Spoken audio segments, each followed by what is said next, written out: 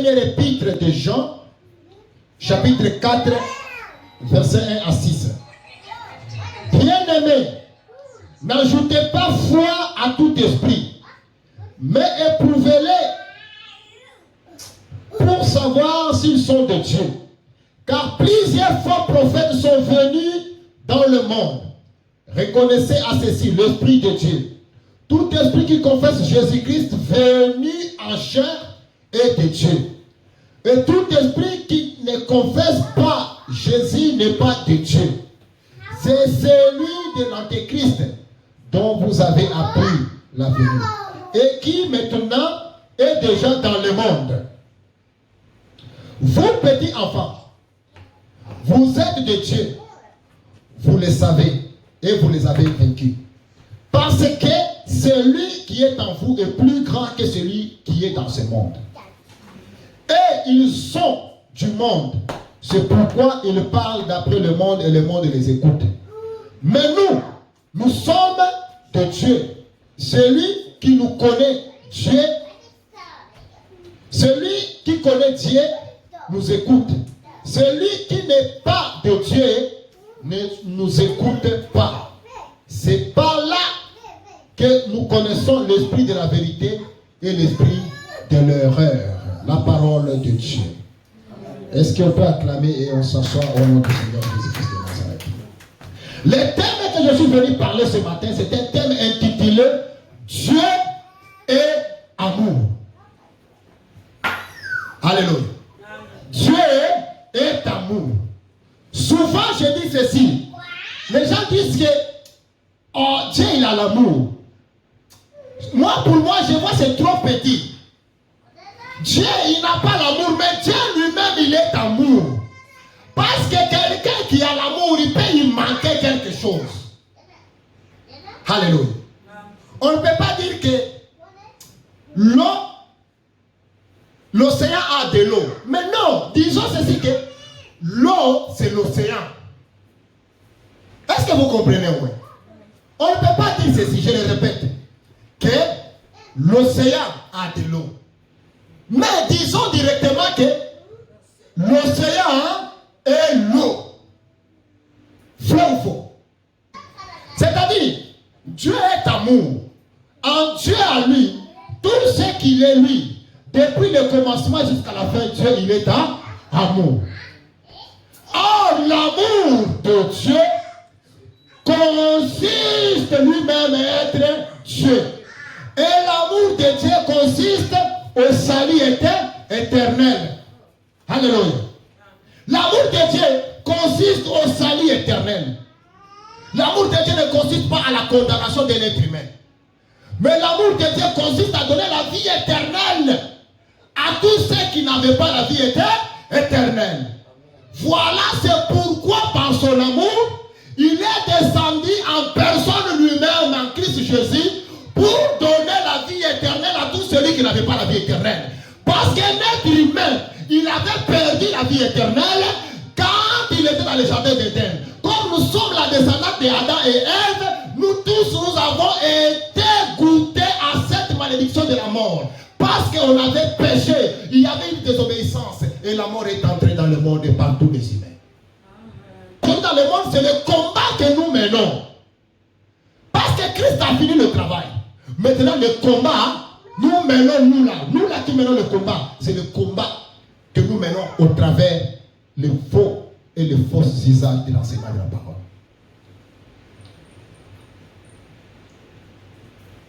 Alléluia. Amen. Le faux et le faux usage de la parole de Dieu. Satan, il ne peut pas combattre une boîte de nuit. Satan, il ne peut pas combattre un lieu de cabaret. Ça, ce n'est pas le combat que Satan peut faire. Satan, il va combattre le vrai église et la vraie évangile. C'est là où Satan, il est tenté de partir pour faire quoi? Combattre. Alléluia. Et son combat, ce n'est pas dans le monde. Le combat de Satan maintenant se concentre sur son église, sur l'église. Car il sait très bien que Christ, il vient pour prendre l'église. Alors c'est là où je dois mettre mon combat. maintenant, il ne peut pas venir descendre comme ça. Satan, il a maintenant ses agents. Il envoie ses agents. Les agents du diable aujourd'hui sont trop nombreux. La Bible nous dit ceci. Écoutez. Car plusieurs faux prophètes sont venus dans le monde. Qui les a envoyés, ces faux prophètes-là? Qui les a envoyés, tous ces serviteurs-là? C'est Satan Lucifer.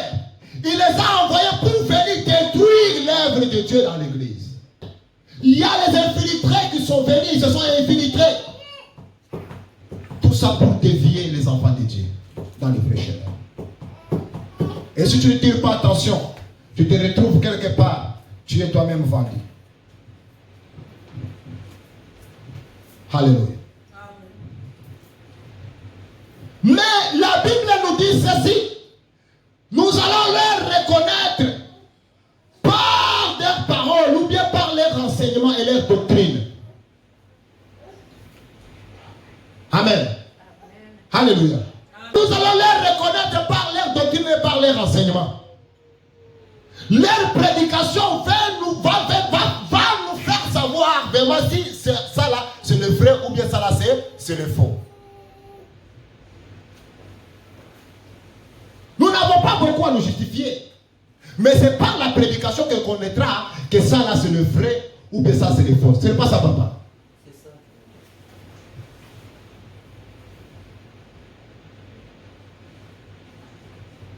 Il y a deux grandes catégories. La Bible nous dit ceci. Tout celui qui confesse que Jésus-Christ, il est Dieu, celui-là c'est un esprit de Dieu. Mais tout celui qui ne confesse pas que Jésus-Christ n'est pas Dieu, celui-là ce n'est pas l'esprit de Dieu. Et maintenant, il y a deux grandes catégories. Satan, il connaît ces écritures ici. Il a essayé de séparer les choses. Il a mis une catégorie de ceux qui connaissent que Jésus-Christ est Dieu. Et il les a mis quoi? Écoutez ce qui arrive. Il les a tracés dans le chemin. Vous allez reconnaître publiquement que Jésus-Christ est Dieu. C'est-à-dire Jésus-Christ, il est venu à la personne de Dieu. Vous allez les reconnaître. Mais à la fin de la prédication, vous deviez dévier les gens à avoir l'adoration du matériel, c'est-à-dire la richesse du monde.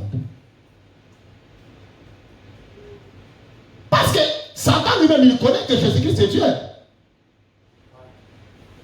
Même les démons, ils le reconnaissent que Jésus-Christ, il est le Fils de Dieu. Marc chapitre 5, qu'est-ce que la Bible nous dit?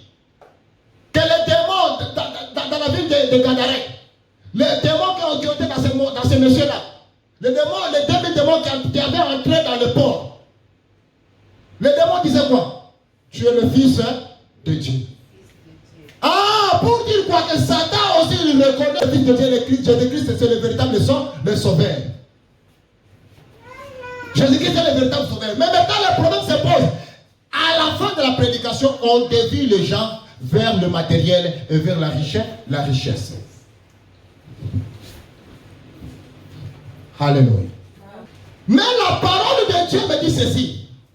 Nous ne sommes pas sauvés à cause des œuvres. Nous sommes sauvés par la grâce. Et en Matthieu chapitre 6 verset 33, la parole de Dieu me dit ceci. Cherchez premièrement le royaume des cieux et sa justice. Et le reste vous sera donc donné après. Si je cherche premièrement le matériel et je mets Jésus-Christ devant moi, c'est-à-dire je ne suis pas de Dieu. Là nous reconnaîtrons que ça c'est la doctrine de Satan. Alléluia. Alléluia. La doctrine de Satan consiste à amener le peuple dans l'ignorance et le peuple dans le monde des ténèbres pour faire quoi? Pour dévier l'adoration des hommes, afin que le cœur de quelqu'un se fixe directement dans le matériel. Il te confesse Jésus aujourd'hui. Oui, tu peux le confesser, même Satan il le confesse. Mais le problème, la doctrine, est-ce qu'elle est du salut ou bien elle est de la richesse? Parce que quand on confesse Jésus-Christ est Seigneur, il faut que nous prêchons le salut. Il faut que nous prêchons le salut. Alléluia. Il faut que nous prêchons le salut. La vie était éternelle. C'est ça que le peuple a besoin. La richesse ne donne pas la vie éternelle. La richesse ne te donnera pas la vie éternelle. 100 millions, 10 000 dollars, 90 000 dollars ne te donnera pas la vie éternelle. Mais Jésus, si nous le confessons, nous l'acceptons, il nous donne la vie éternelle. Il nous donne la vie éternelle. Est-ce qu'on peut acclamer pour Jésus-Christ de Nazareth?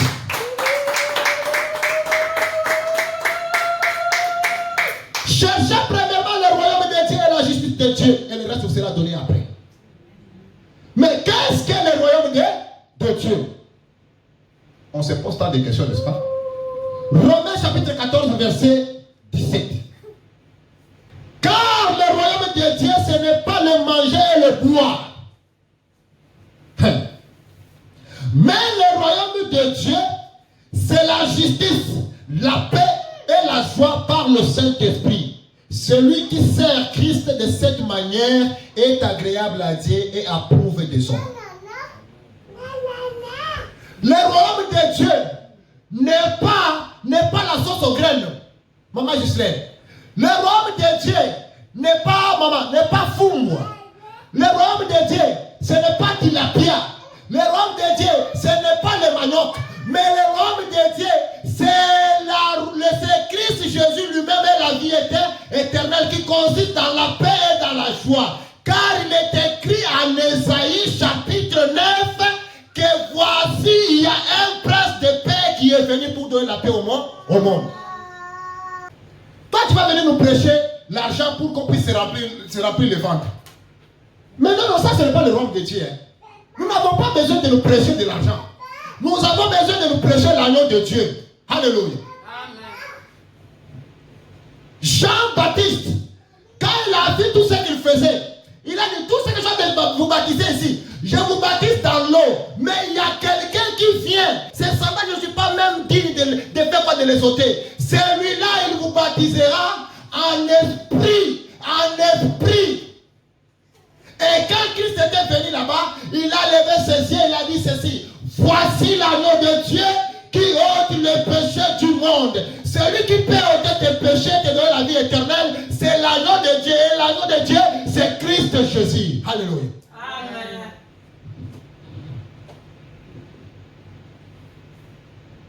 Jésus a dit ceci. Il faut que j'aille annoncer la bonne nouvelle du royaume de Dieu. La bonne nouvelle du royaume de Dieu, c'était sa présence lui-même. C'était sa présence. Quelle est cette bonne nouvelle qu'on nous amène dans le monde? Quelle est cette bonne nouvelle qu'on nous amène? Et beaucoup de peuples aujourd'hui, surtout dans des pays très pauvres là, il y a un problème. Le peuple de Dieu est toujours corrompu, est toujours trompé de A à Z. Parce que le peuple est assoiffé en cherchant un secours, en cherchant où est-ce qu'il peut s'appuyer. Mais maintenant, quand quelqu'un apparaît avec l'évangile de la richesse, qu'est-ce qui va arriver? Il se donne. Et quand il se donne, c'est son âme qu'il a vendu. À la fin, je vais vous dire comment est-ce que tu peux perdre le salut que tu as eu. Alléluia. Jésus partait dans les villes pour annoncer la bonne nouvelle du royaume de Dieu. Selon Luc chapitre 4, son verset 43. Et Christ lui-même, il a donné une condition en disant ceci: allez dans le monde et faites de toutes les nations mes disciples. Prêchez le royaume de Dieu est déjà là. Christ ne nous a pas dit d'aller prêcher l'argent. Jésus ne nous a pas envoyé d'aller prêcher la prospérité. Hallelujah. Preach the gospel of the life eternal. We don't need at this time of the morning, you will buy the car, you will buy something, you will buy the house. No, at this time, this moment, people of God, he needs the gospel of eternal life. Amen. Eternal life. C'est ça que Christ nous a envoyé prêcher. Il y a quelque chose encore qui se cache dans l'évangile. Et je vais vous faire découvrir cela. La guérison et les miracles. La guérison et les miracles. Or, de guérison, ça se fait spirituellement avant que ça se puisse accomplir physiquement. Je vous donne la référence. Il y avait quelqu'un, alléluia. Écoute comment est-ce que la guérison, le miracle se fait. Baratimée, il a su en lui que si je fais appel à Christ, à fils de David, au roi des rois, à lui seul qui a le pouvoir, qui a été mandaté sur la terre, il va me recouvrir la vie. Baratimée a commencé d'abord à accepter Jésus avant même qu'il puisse rencontrer Jésus. On ne peut pas promettre le miracle à quelqu'un si quelqu'un n'a pas encore reçu Jésus dans sa vie. Si quelqu'un n'a pas encore confessé Jésus dans sa vie, on ne peut pas lui promettre le miracle. Ça ne s'accomplira jamais. Même Baratimée a dit, fils de David, il cria, fils de David, aie pitié de moi, aie pitié de moi. Et quand Jésus a regardé, a dit, là-bas il y a une voix. Il y a quelqu'un qui est en train d'appeler. Alors que ce matin que tu appelles Christ Jésus dans ta vie, que tu appelles Christ dans ta vie, que tu lèves ta voix, tu dis, fils de David, aie pitié de moi. Comme lui, il est un secours. Selon la parole de Dieu, il est un secours qui ne manque jamais dans la détresse de quelqu'un. Quand il a vu quelqu'un dans la détresse, Jésus descend lui-même. Il règle les comptes de quelqu'un. Il n'envoie pas des anges comme des intermédiaires. Non, non, non. Lui-même, il descend à la personne pour voir qu'est-ce que ma fille a, qu'est-ce que mon fils a. Moi-même, je vais régler son compte. Et il régla le compte de Baratimée. Il dit, qu'est-ce que tu veux? Seigneur, j'ai besoin que je puisse voir. Ouvre mes yeux. Et le Seigneur avait dit que tes yeux sont ouverts. Non, premièrement, j'ai besoin de Christ. Si Christ est en moi, j'ai la guérison. Car la Bible me dit ceci. Par le maîtrisme de Jésus-Christ, nous avons été guéris de toutes sortes de maladies. Par la mort de Jésus à la croix de Calvaire de Golgotha, nous avions été guéris de toutes sortes de maladies. Alors, en d'autres termes, si Christ est en moi, le sang de Jésus est en moi, je suis déjà guéri. Amen. Oh là là là là là là là là là là là là. Jésus a dit ceci. Nicodème, Nicodème, il est difficile que tu entres dans le royaume de Dieu si tu n'es pas né de nouveau. Impossible. Mais non, Nicodème, il faut que tu sois né de l'eau et de l'esprit. Hey, allô. Est-ce qu'on peut avancer? Oui, oui. Est-ce qu'on peut avancer? Oui. Vous êtes fatigué? Non. Si vous êtes fatigué, vous allez me dire, je vais arrêter. Un jeune riche venant, selon Matthieu chapitre 19, verset 24. Le jeune riche venant vers Jésus lui dit ceci. Maître, qu'est-ce que je vais faire pour hériter le royaume de Dieu? Il dit ceci, tu connais les commandements, n'est-ce pas? Il dit oui, j'ai déjà observé tous les commandements. Mais Jésus les regarda, il voyait en lui quelque chose, il dit ceci. Va d'abord prendre toute ta richesse que tu as là, donne aux pauvres, et puis viens, suis-moi. Le jeune riche s'attoqua dans sa tête. Ha! Je viens de vous révéler quelque chose de très puissant. En d'autres termes, Christ, il voyait là où le jeune riche s'appuyait. La Bible dit ceci. Ils s'appuient sur leurs chars et ceux-là sur leurs chevaux. Mais nous évoquons le nom de l'Éternel qui a fait le ciel et la terre. En d'autres termes, le jeune riche s'appuyait selon sa richesse. Malgré il observait les commandements de Dieu, mais tout son espoir était à sa richesse. C'est pourquoi Jésus lui avait dit ceci. Va et vends ta richesse et puis viens suivre-moi. Suivre Jésus-Christ, c'est abandonner le monde, c'est abandonner tout ce que tu vois que c'est trop précieux en toi, c'est alors que tu vas hériter le royaume des cieux. Mais si tout ce que tu vois que c'est trop précieux en ta voix, tu prends ça en charge en toi, c'est difficile que tu hérites le royaume des cieux. Il faut que tu naisses de l'esprit et de l'eau. Alléluia. Est-ce qu'ici on a dit qu'il faut avoir la richesse pour hériter le royaume des cieux? Non. Le royaume de Dieu, ce n'est pas payer l'argent. It's not the problem about the money, but he is the problem of the grace of the God. God gives us eternal life about the grace. Amen. Ce n'est pas quelque chose qu'on peut échanger. Je vois les gens en train de dire, mon peuple périt faute de connaissance. Vous êtes allé partir quelqu'un, vous imposez les mains en disant que non, je dois te vendre l'onction. Je dois te vendre la guérison. Oh, cette huile ici va te guérir. Oh, le sel d'Israël. Oh, l'eau de Jourdain, du fleuve Jourdain. Eh, Jésus-Christ, il s'appelle la source de l'eau de la vie. Celui qui est en Christ, il a. Je n'ai pas besoin de l'eau d'Israël.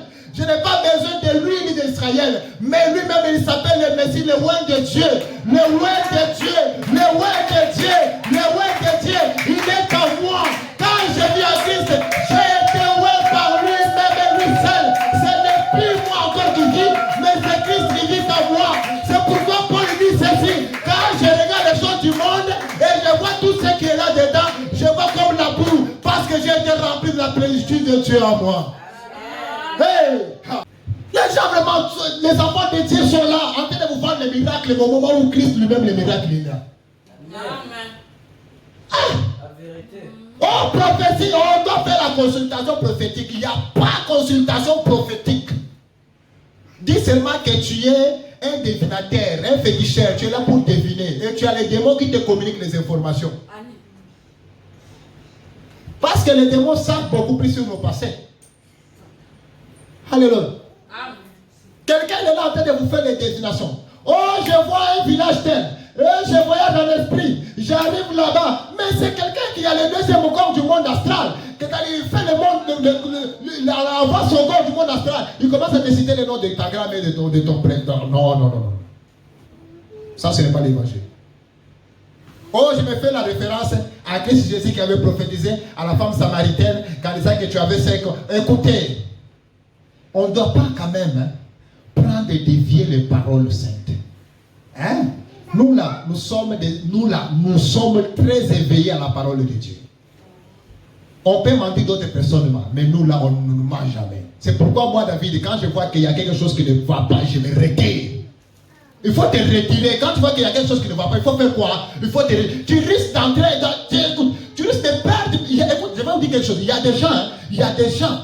Aujourd'hui, ils sont de souffrir parce qu'ils ont accepté de vivre seulement comme ça à cause de la honte.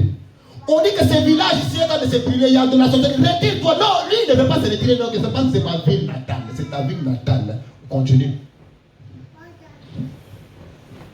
Dieu dit à Abraham, écoute, Abraham, quitte là où tu es, dans ta patrie, dans la maison de ton père et de ta mère, et je t'enverrai là où je serai. Là où je te dirai partir et je serai avec toi. Je te bénirai. Et aujourd'hui, nous sommes bénis au travers d'Abraham. Nous sommes des Togolais. Quartier béninoise, angolaise. Oh, nous sommes... Non, bien de Dieu là, il n'y a pas de frontière.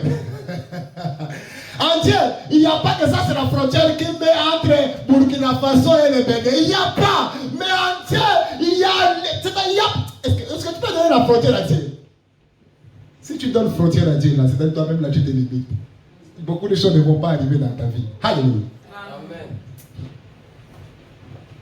Paul, il quitta et il parta prêcher la parole de Dieu en Rome. Mais lui qui est d'Israël. Si tu vois les gens qui parlent comme ça, ils vivent dans le tribalisme. Et quand tu vis dans le tribalisme, le royaume de Dieu n'est pas en toi. Et Jésus n'est pas en toi. C'est la vérité. Alléluia. Quand tu vois une église dans le tribalisme, tu vois un peuple dans le tribalisme, mon frère, maman, passez, quitte là. Tu comprends, hein?